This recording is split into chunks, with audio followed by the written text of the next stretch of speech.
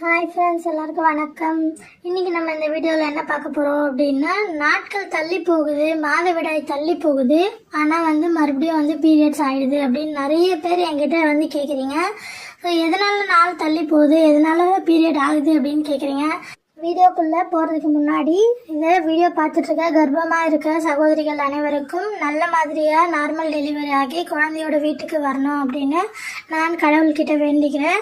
வாங்க வீடியோக்குள்ளே போகலாம். திருமணமாகி பல வருடங்களுக்கு பிறகு நாட்கள் தள்ளி போகிறது அப்படின்னும் போது அவங்களுக்குள்ள எவ்வளவோ எதிர்பார்ப்பு இருக்கதாங்க செய்யும்.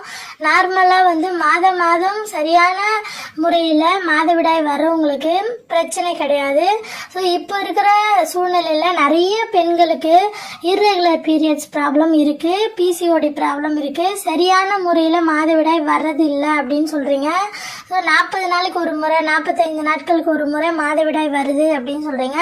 அதுல இருந்து ஒரு 2 நாள் 3 நாள் தள்ளி போச்சுன்னா உடனே நாள் தள்ளி போயிருக்கு, நான் கன்சீவா இருப்பணும் அப்படின்னு சொல்லிட்டு உடனே கிட் எடுத்து வாங்கிட்டு வந்து செக் பண்றீங்க. ஸோ அதுல நெகட்டிவ் வந்த உடனே பண்ண ஆரம்பிச்சிடுறீங்க. இர்ரெகுலர் பீரியட்ஸ் இருக்கிறவங்களுக்கு நாட்கள் தள்ளி போகுது அப்படின்னா நீங்க ஒரு 60 நாள் வரைக்குமாவது கண்டிப்பா வெயிட் பண்ணியே ஆகணும். அதுக்குள்ளார நீங்க அடிக்கடி செக் பண்ணிட்டு நெகட்டிவ் வரதுனால, ஒரே ஒரு கோடு வரதுனாலயும் நீங்க மன அழுத்தத்துக்கு தள்ளப்படுறீங்க. அந்த மாதிரி கிடையாதுங்க. லாஸ்ட் வீக் கூட ஒரு சகோதரி நம்ம கிட்ட சொல்லியிருந்தாங்க, எனக்கு 53 நாளுக்கு மேலதான் எனக்கு பாசிட்டிவ்னே வந்துச்சு அப்படின்னு சொல்றாங்க. ஸோ இர்ரெகுலர் பீரியட்ஸ் இருக்கவங்களுக்கு லேட் ஆனாலும் பாசிட்டிவ்னு வரும்.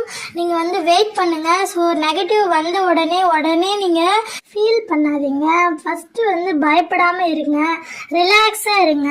ரொம்ப பயந்துட்டே இருந்தாலும் அதுவே நம்மள மாதவிடாய் வர்ற மாதிரி ஆக்கிடும். உங்க மனசுல எப்பயுமே சந்தோஷமா இருங்க, நல்லா சிரிச்சு பேசுங்க, எல்லா வீட்டில் இருக்கவங்க கிட்ட ஃப்ரீயா பேசுங்க.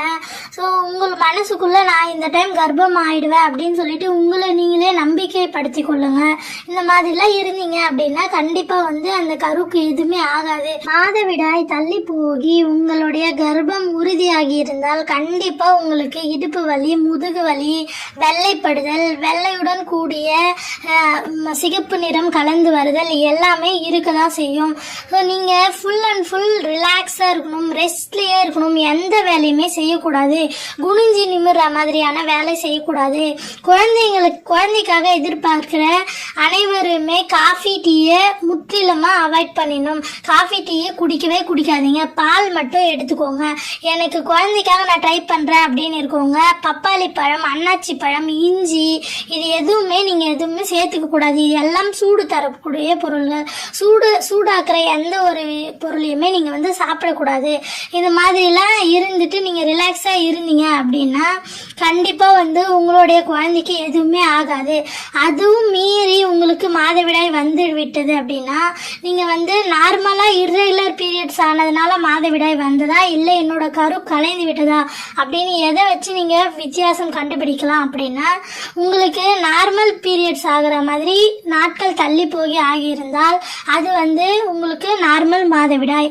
அதுவே உங்களுடைய வயிற்றுல கரு உருவாகி அது கலைந்திருந்தால் உங்களுக்கு அந்த மாதவிடாயானது கட்டி கட்டியாக வரும். இதுல இருந்தே நீங்க தெரிஞ்சுக்கலாம், இந்த முறை நம்ம கரு உருவாகி இருக்கும், நம்மளுடைய ஏதோ தவறுனால கரு கலைஞ்சிருக்கிறது என்று நீங்கள் தெரிந்து கொள்ளலாம்.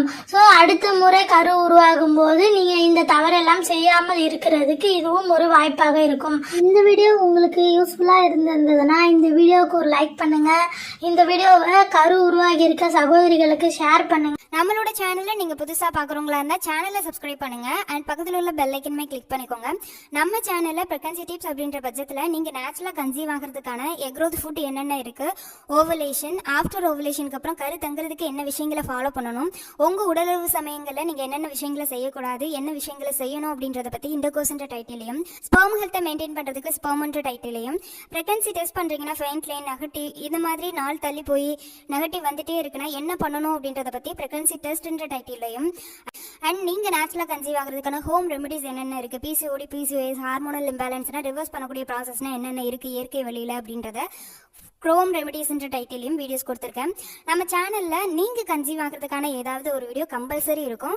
ஏன்னா எல்லா டவுட்டுமே கிளாரிஃபை பண்ணக்கூடிய வீடியோஸ் டெய்லி அப்டேட்டடாக கொடுத்துட்ருக்கேன். எல்லாமே நம்ம சேனல் ஹோம் பேஜ் பிளேலிஸ்ட்டில் தனித்தனி டைட்டில்லையும் அண்ட் இந்த வீடியோடைய டிஸ்கிரிப்ஷனில் அதில் இருக்கக்கூடிய ஒரு சில டைட்டிலையுமே கொடுத்துருக்கேன். வேணுங்கிறவங்க போய் பார்த்து தெரிஞ்சுக்கோங்க. கண்டிப்பாக நீங்கள் நேச்சுரலாக கன்சீவ் ஆகிறதுக்கு நம்ம சேனலில் ஏதாவது ஒரு வீடியோ இருக்கும். ரீசெண்ட் டேஸாக நிறைய சிஸ்டர் ஃபாலோ பண்ணி பாசிட்டிவ் சொல்லிட்டு இருக்காங்க. உங்களுக்கும் பாசிட்டிவ் வர வாழ்த்துக்கள். உங்களுக்கு ப்ரெக்னன்சி ரிலேட்டடாக கைட்லைன்ஸ் வேணும் அப்படின்னு நினச்சிங்க அப்படின்னா நம்ம சேனலோட சப்ஸ்கிரைப் பட்டனுக்கு பக்கத்தில் ஜாயின்னு ஒரு பட்டன் இருக்கும். அதில் கிளிக் பண்ணி நீங்கள் ஜாயின் பண்ணிக்கோங்க. அதில் உங்களுக்கு வாரத்தில் 3 வீடியோ நீங்கள் என்ன பண்ணணும் என்ன பண்ணக்கூடாது, நேச்சுரலாக கன்சீவ் ஆகிறதுக்கு எதை ட்ரை பண்ணணுன்ற தனி கைட்லைன்ஸாக அந்த மெம்பர்ஷிப்பில் தனி வீடியோஸ் வந்துட்டு இருக்கும். அது ரொம்ப யூஸ்ஃபுல்லாக இருக்கும். வேணுங்கிறவங்க ஜாயின் பண்ணிக்கோங்க.